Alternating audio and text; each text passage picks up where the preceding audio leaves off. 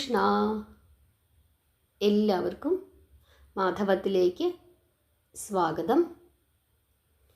November മാസം 5-ാം തീയതി അന്നാണ് ഭഗവാൻ മത്സ്യരൂപത്തിൽ അവതരിച്ചത്. ഇന്നത്തെ ദിവസം നമ്മൾ കാർത്തിക പൂർണിമയായിട്ടാണ് ആചരിക്കുന്നത്. അതുകൊണ്ട് തന്നെ ഇന്നേ ദിവസം ഭഗവാന്റെ മത്സ്യ അവതാര കഥയൊന്ന് കേട്ട് പ്രാർത്ഥിക്കുന്നത് വളരെ വളരെ ശ്രേഷ്ഠമാണ്. ഭഗവാൻ ഭാഗവതത്തിൽ പറയുന്നുണ്ട്, ഭഗവാന്റെ കഥകൾ കേൾക്കുന്നതും ഭഗവാന്റെ കഥകൾ പറഞ്ഞു കൊടുക്കുന്നതും ഭഗവാന്റെ കഥകൾ പ്രചരിപ്പിക്കുന്നതും ഭക്തിയുടെ മറ്റൊരു രൂപം തന്നെയാണ് എന്ന് ഭഗവാൻ പല അവസരങ്ങളിലും പറഞ്ഞിട്ടുണ്ട്. അതുകൊണ്ട് നമുക്കിന്ന് ഈ കഥയൊന്ന് കേൾക്കാം. പണ്ട് സത്യവ്രതൻ എന്നു പേരായ ഒരു വിഷ്ണു ഭക്തനായ ഒരു രാജാവുണ്ടായിരുന്നു.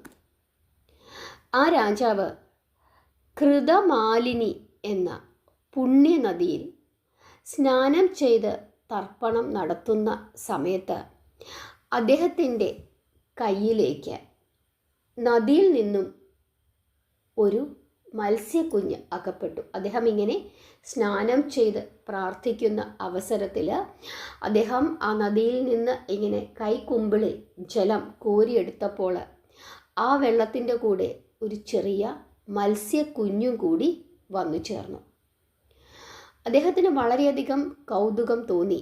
ആ മീനിനെ കണ്ടപ്പോൾ വളരെ ഐശ്വര്യം തോന്നിച്ചിരുന്ന ആ മീൻ കുഞ്ഞിനെ അദ്ദേഹം ഒരു കുടത്തിലാക്കി തൻ്റെ കൊട്ടാരത്തിൽ കൊണ്ടുവന്ന് കൃത്യമായി സൂക്ഷിച്ച് വളർത്തി. വൈവസ്വത മനുവായ സത്യവ്രതനായിരുന്നു ഇദ്ദേഹം. അദ്ദേഹം സൂര്യവംശത്തിലെ ആദ്യത്തെ പിതാവായിരുന്നു. കലശത്തിൽ കിടന്ന് ആ മത്സ്യം പെട്ടെന്ന് വളർന്നു. അതോടുകൂടി ആ കലശത്തിൽ, ആ കുടത്തിൽ ആ മീനിനെ ഉൾക്കൊള്ളിക്കുവാൻ പറ്റാതെയായി. ഉടൻ തന്നെ രാജാവ് അതിനെ എടുത്തുകൊണ്ടുവന്ന് രാജകൊട്ടാരത്തിൻ്റെ മുറ്റത്തുള്ള ഒരു കിണറ്റിൽ നിക്ഷേപിച്ചു. അവിടെ കിടന്ന് അതിവേഗം ആ മത്സ്യം വളർന്നു. അല്പ ദിവസം കൊണ്ട് ആ കിണറ്റിലും ആ മീനിനെ ഉൾക്കൊള്ളാൻ പറ്റാതെയായി. അങ്ങനെ ഈ മീനിന് എന്തോ ഒരു അത്ഭുത സിദ്ധിയുണ്ട് എന്ന് മനസ്സിലാക്കിയിട്ട് ഈ സത്യവ്രതൻ പെട്ടെന്ന് തന്നെ അതിനെ ആ കിണറ്റിൽ നിന്ന് എടുത്തിട്ട് ഒരു വലിയ പൊയ്കയിൽ കൊണ്ടുചെന്ന് ഇട്ടു. ഉടൻ തന്നെ അധികം താമസിയാതെ അവിടെ കിടന്നും ആ മത്സ്യം വളർന്നു. അങ്ങനെ ആ പൊയ്കയും അതിനെ വഹിക്കാൻ പറ്റാത്ത അവസ്ഥയിലേക്ക് ആയി. ഉടൻ തന്നെ സത്യവ്രതൻ ആ പൊയ്കയിൽ നിന്ന് ആ മീനിനെ എടുത്തിട്ട് അടുത്തുള്ള ഒരു വലിയ പുഴയിൽ കൊണ്ടുചെന്ന് ഇട്ടു. കുറച്ച് ദിവസം കഴിഞ്ഞപ്പോൾ തന്നെ ഈ മീൻ വീണ്ടും വലുതായി. പുഴയേക്കാൾ വലിയ ഒരു മത്സ്യമായി ആ മീന് മാറി. അങ്ങനെ ആ നദിയിലും അതിനെ കൊള്ളാതെയായപ്പോൾ ഇനി എന്താണ് വേണ്ടത് എന്ന് സത്യവ്രതൻ ആലോചിച്ചു. ലക്ഷണമൊത്ത ഒരു മത്സ്യമാണ്, അത് എവിടെയെങ്കിലും കിടന്ന് സുഖമായി വളരണം എന്ന് ചിന്തിച്ചുകൊണ്ട് അദ്ദേഹം അതിനെ ആ പുഴയിൽ നിന്ന് എടുത്തിട്ട്, ആ ജലാശയത്തിൽ നിന്ന് എടുത്തിട്ട് ഈ മീനിനെ സമുദ്രത്തിൽ നിക്ഷേപിച്ചു. 6-ാം മന്വന്തരത്തിൻ്റെ അവസാന ഘട്ടമായിരുന്നു അത്. സൃഷ്ടികളെല്ലാം കഴിഞ്ഞിട്ട് വിധാതാവ് ബ്രഹ്മദേവൻ നിദ്രയിൽ മയങ്ങിക്കിടക്കുന്ന ആ സമയത്ത് അദ്ദേഹത്തിൻ്റെ ചതുർമുഖങ്ങളിൽ നിന്ന് ലോകത്തിന് ഉപകാരം ചെയ്യുന്നതിന് വേണ്ടി ഉണ്ടായ വേദങ്ങൾ, ആ 4 വേദങ്ങളും അപഹരിച്ചു കൊണ്ടുപോയി ഹയഗ്രീവൻ എന്ന അസുരൻ. വേദങ്ങൾ അപഹരിക്കപ്പെട്ടിരിക്കുന്ന വിവരം വിധാതാവ് അറിയുകയും ആ കാര്യം ഭഗവാൻ നാരായണൻ്റെ സന്നിധിയിൽ ചെന്ന് സങ്കടത്തോടുകൂടി ബ്രഹ്മദേവൻ അറിയിക്കുകയും ചെയ്യുന്നു. നിവർത്തി ഉണ്ടാക്കാം എന്ന് അരുളി ചെയ്ത ഭഗവാൻ നാരായണൻ ബ്രഹ്മദേവനെ സമാധാനിപ്പിച്ച് തിരിച്ച് ബ്രഹ്മലോകത്തിലേക്ക് അയച്ചു. സത്യവ്രതൻ ആ മത്സ്യത്തെ എടുത്ത് സമുദ്രത്തിൽ ഇട്ടപ്പോൾ ആ മത്സ്യം രാജാവിനോട് ചോദിക്കുകയാണ്, അങ്ങ് എന്നെ സ്നേഹവാത്സല്യത്തോടു കൂടി ഇത്ര നാളും വളർത്തി, ഒടുവിൽ ഭയങ്കരമായ ഈ ജലജന്തുക്കൾ നിറഞ്ഞ ഈ കടലിലേക്ക് എന്നെ തള്ളുകയാണോ? എനിക്കിനി ആരാണ് ആശ്രയം? അങ്ങ് എന്നെയും കാത്തുകൊണ്ട് ഈ സമുദ്രത്തിൻ്റെ തീരത്ത് നിൽക്കുമോ എന്ന് ആ മത്സ്യം രാജാവിനോട് ചോദിക്കുന്നു. ദൈവമേ, ഈ മത്സ്യത്തിന് യാതൊരാപത്തും സംഭവിക്കാതിരിക്കുവാൻ നീ കനിഞ്ഞനുഗ്രഹിക്കണമേ എന്ന് പ്രാർത്ഥിച്ചുകൊണ്ട് ആ രാജാവ് ആ സമുദ്രത്തിൻ്റെ തീരത്തു നിൽക്കുമ്പോൾ തൻ്റെ മനസ്സിലുദിച്ച ഏതോ പ്രചോദനത്തിൻ്റെ ഫലമായി അദ്ദേഹം ആ സമുദ്രത്തിലേക്കൊന്ന് നോക്കി. ആ മത്സ്യത്തിൽ സർവവിഷ്ണു ചിഹ്നങ്ങളും പ്രകാശിക്കുന്നതും അപ്രമേയമായ ഒരു പ്രഭ അതിനു ചുറ്റും വിരാജിക്കുന്നതും അദ്ദേഹം കണ്ടു. സാക്ഷാൽ വൈകുണ്ഠമൂർത്തി മത്സ്യാവതാരം അവലംബിച്ചിരിക്കുന്നു എന്നുള്ള ബോധത്തോടു കൂടി സത്യവ്രതൻ കൈകൂപ്പി നിന്നുകൊണ്ട് പ്രാർത്ഥിക്കുകയാണ്, ഭഗവാനെ, അവിടുന്ന് ഒരു കുഞ്ഞു മത്സ്യമായി അടിയൻ്റെ കൈക്കുമ്പിളിൽ പതിക്കാനിടയായത് അടിയൻ്റെ ഭാഗ്യം കൊണ്ട് മാത്രമാണ്. ഈ ഭൂമി മുഴുവനും നിറഞ്ഞിരിക്കുന്ന അവിടുന്ന് എന്തിന് ഇത്ര ചെറുതായ ഒരു മത്സ്യമായി അവതരിച്ചു? അവിടുന്ന് സാക്ഷാൽ ശ്രീഹരിയാണ്, മഹാവിഷ്ണുവാണ്, കാലസ്വരൂപനാണ്, സച്ചിദാനന്ദമൂർത്തിയാണ്, ചിന്മയനാണ്. അടിയനെ അനുഗ്രഹിക്കണം.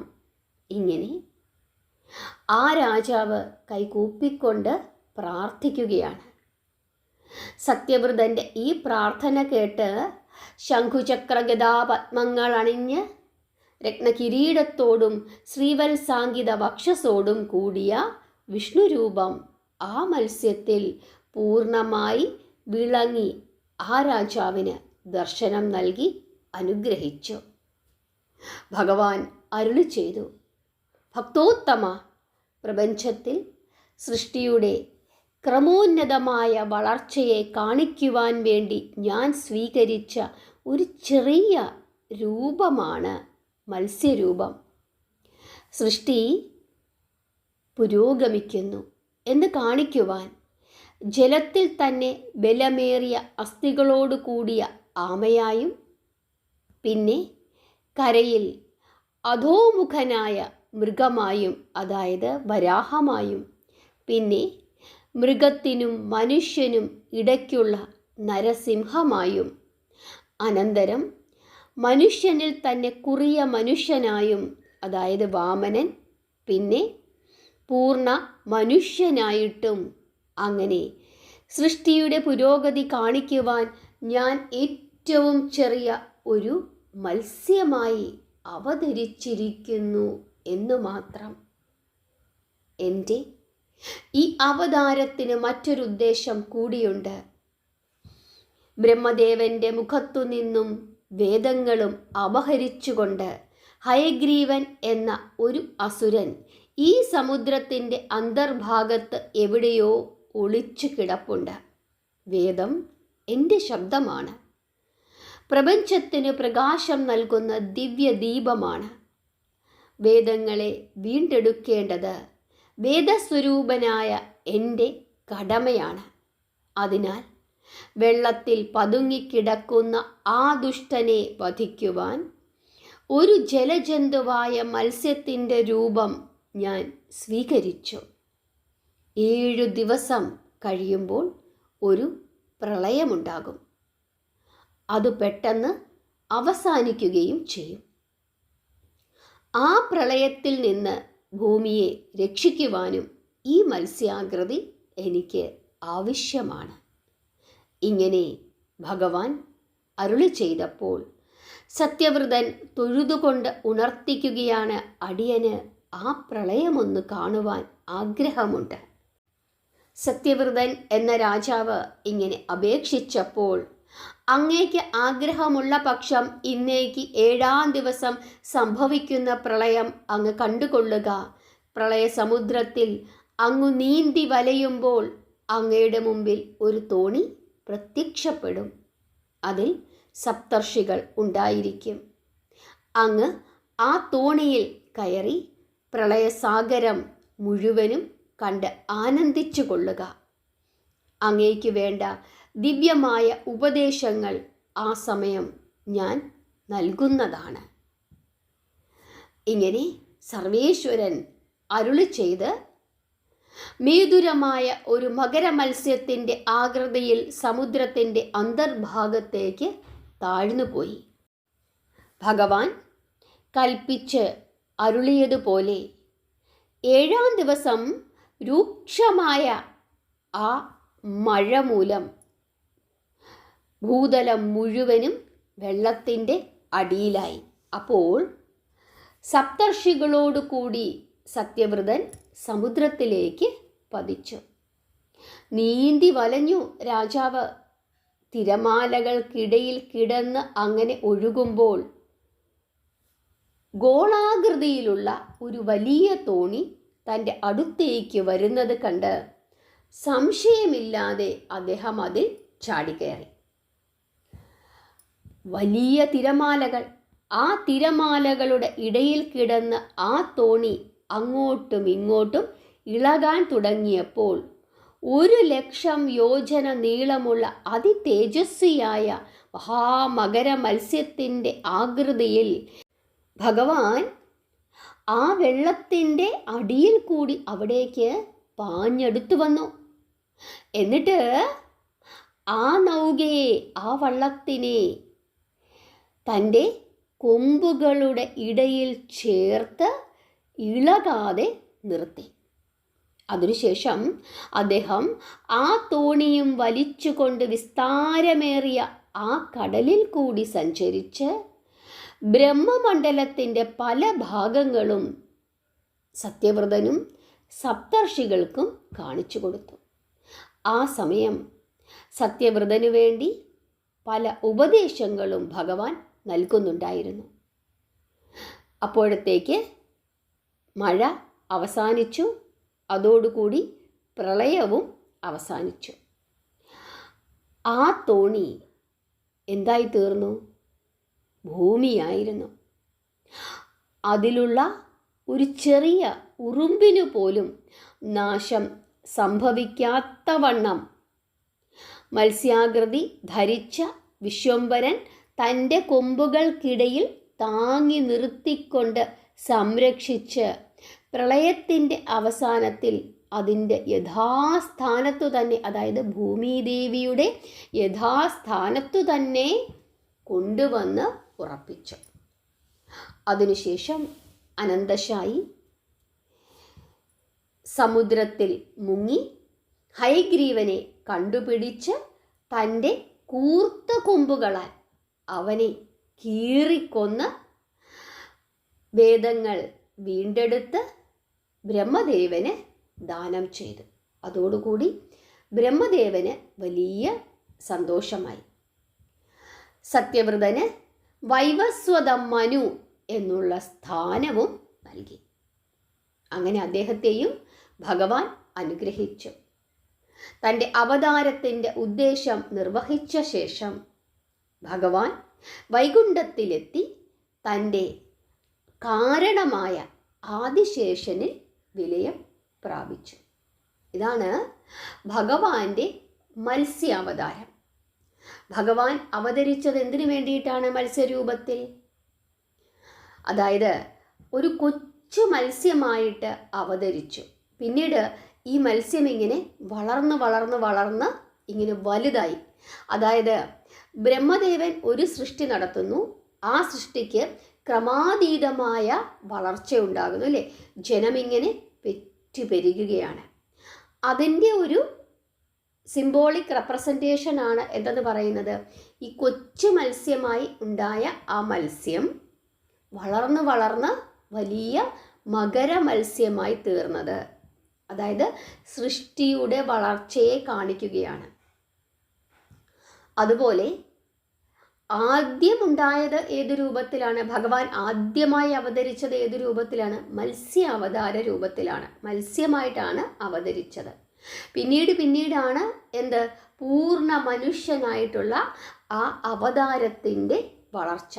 മത്സ്യമായും കൂർമ്മമായും വരാഹമായും നരസിംഹമായും ഒക്കെ അവതരിച്ചതിനു ശേഷം പൊക്കം കുറഞ്ഞ മനുഷ്യനായി അവതരിച്ചു. പിന്നീടാണ് പൂർണ്ണമായ ആ മനുഷ്യരൂപത്തിലേക്ക് ഭഗവാൻ എത്തിച്ചേർന്നത്. അതും സൃഷ്ടിയുടെ പല പല ഘട്ടങ്ങളാണ്. നമ്മൾ തന്നെ പഠിച്ചിട്ടുണ്ട് ഇല്ലേ. ആദ്യമായി ജീവൻ ഉണ്ടായത് എവിടെയാണെന്നാണ് പഠിച്ചത്? ജലത്തിലാണ് എന്ന് പഠിച്ചു. വാൽമാക്രിയുടെ രൂപത്തിലാണ് ആദ്യം ജീവൻ ഉണ്ടായത് എന്നാണ് പറയുന്നത്. അതൊരു മത്സ്യരൂപമാണ് അല്ലേ. അപ്പം അത് തന്നെയാണ് ഇവിടെയും കാണിക്കുന്നത്. സൃഷ്ടിയുടെ ആ ഒരു ചാർട്ട്, അതുപോലെ തന്നെ സൃഷ്ടിയുടെ ക്രമാതീതമായ വളർച്ച, ഇതെല്ലാം ഭഗവാന്റെ അവതാരത്തിലൂടെ ഭഗവാൻ നമ്മളെ കാണിച്ചു തരുന്നു. അതുപോലെ മത്സ്യാവതാരം പൂണ്ട ആ ഭഗവാനാണ് ഹയഗ്രീവനെ വധിച്ചിട്ട് വേദങ്ങൾ വീണ്ടെടുത്ത് ബ്രഹ്മദേവൻ്റെ കയ്യിൽ കൊടുക്കുന്നത്. അപ്പം ഇതിനു വേണ്ടിയിട്ടാണ് ഭഗവാൻ മത്സ്യരൂപത്തിൽ അവതരിച്ചത്. എന്തൊക്കെ കാര്യങ്ങളാണ് ഈ അവതാരത്തിലൂടെ ഭഗവാൻ നമുക്ക് പറഞ്ഞു തന്നത്? നമ്മളെല്ലാവരും ആ കാര്യം ഓർക്കണം. ഇന്ന് പല ശാസ്ത്രജ്ഞന്മാരും കണ്ടുപിടിക്കുന്ന പല കാര്യങ്ങളും അവർ കണ്ടുപിടിച്ചതിന് മുമ്പ് തന്നെ പല കഥകളായിട്ടും പല ചിന്തകളായിട്ടുമൊക്കെ നമ്മുടെ ഈ മഹത്തായ ഗ്രന്ഥങ്ങളിൽ ഉണ്ടായിരുന്നു എന്നുള്ള കാര്യവും നിങ്ങളെല്ലാവരും ഓർക്കുക. കാരണം ഇന്നത് ശാസ്ത്രീയമായി തെളിയിക്കപ്പെട്ട് കണ്ടുപിടിച്ചപ്പോൾ അതിനു മുമ്പ് കഥകളുടെ രൂപത്തിൽ നമ്മുടെ മുമ്പിലേക്ക് ഈ അറിവുകളൊക്കെ കൊണ്ടുവന്ന് തന്നിരുന്നു. ആര്? ഋഷീശ്വരന്മാർ. അത്ര ജ്ഞാനികളായിരുന്നു ഭാരതത്തിലെ സന്യാസിമാർ. അതുകൊണ്ടാണ് ഏറ്റവും ഉന്നതമായ സംസ്കാരം നമ്മുടേതാണ് എന്ന് നമ്മൾ അഭിമാനത്തോടു കൂടി പറയുന്നത്. കാരണം ഈ കഥകളാണ് നമ്മൾ പഠിക്കുന്നത്. ഈ കഥകളിൽ ധാരാളം കാര്യങ്ങളൊക്കെ ഉണ്ട്. ചിലപ്പോൾ നമ്മുടെ ആ ഒരു മനുഷ്യചിന്തയ്ക്ക് യോജിക്കുവാൻ പറ്റാത്ത കാര്യങ്ങളൊക്കെ ഈ കഥകളിൽ പറയും. പിന്നീട് എന്ത് ചെയ്യും? ഇതൊക്കെ തെളിയിക്കപ്പെട്ട് വരും. പല കാര്യങ്ങളും തെളിയിക്കുന്നതിലേക്കുള്ള വെളിച്ചം വീശലുകൾ നമ്മുടെ ഈ കഥകളിലൊക്കെ ഉണ്ട്. അതുകൊണ്ട് എല്ലാവരും ഭാഗവതവും രാമായണവും സ്കന്ദപുരാണവും ഒക്കെ പഠിക്കണം. ഭഗവത്ഗീതയിൽ ഇല്ലാത്ത ഒരു ഉത്തരവും ഇല്ല. നമ്മുടെ ജീവിതത്തിൽ എന്തൊക്കെ പ്രശ്നങ്ങളുണ്ടോ ആ പ്രശ്നങ്ങൾക്കൊക്കെയുള്ള ഉത്തരം ഭഗവത്ഗീതയിലുമുണ്ട്. മത്സ്യാവതാരം നിങ്ങൾക്ക് എല്ലാവർക്കും മനസ്സിലായോ?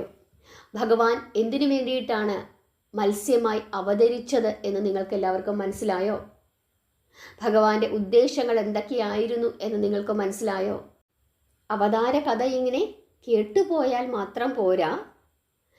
എന്താണ് ഭഗവാൻ അതിലൂടെ നമുക്ക് പറഞ്ഞു തരുന്നത്, എന്താണ് അവിടെ ഉദ്ദേശിക്കുന്നത് എന്നുള്ള കാര്യം കൂടി നമ്മളെല്ലാവരും അറിയണം. നിങ്ങൾക്കെല്ലാവർക്കും അത് മനസ്സിലായി എന്ന് വിശ്വസിക്കുന്നു. എന്തെങ്കിലുമൊക്കെ സംശയങ്ങളുണ്ടെങ്കിൽ നിങ്ങൾ ചോദിക്കുക.